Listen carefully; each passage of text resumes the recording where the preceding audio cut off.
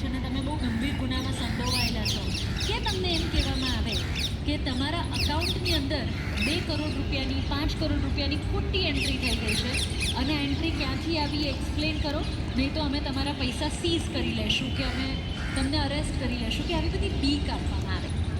અને એના પછી સ્ક્રીનની ઉપર એઆઈની મદદથી એ લોકો તમને અલગ અલગ ઓફિસર્સ સાથે કન્વર્ઝેશન કરાવે છે. બધું ફેક હોય, કોઈ પણ વસ્તુ સાચી ન હોય, પણ એ એટલું બધું રિયલ તમને વિશ્વાસ કરાવડાવે કે આ હોય ને એમાં વિડીયો કોલમાં એ લોકો તમારી સાથે કન્વર્ઝેશન કરે અને તમને એ વિડીયો કોલ બંધ ન કરવા દે ત્યાં સુધી, જ્યાં સુધી તમે એમને અમુક પૈસા આપી ન દો.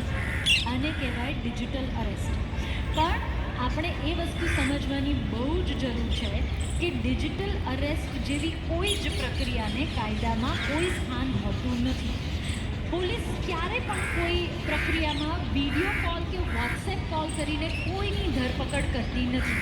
સો આ કોલ્સમાં તમને એવું કહેવામાં આવે કે અમે આવી રીતના ડિજિટલી તમારી ધરપકડ કરીએ છીએ. પોલીસ કોઈ દિવસ કોઈને ડિજિટલી કોઈ વોરંટ બજાવતી નથી. પણ કેટલા બધા નાગરિકો એવા હોય છે કે જે આ વાતથી અજાણ હોય છે.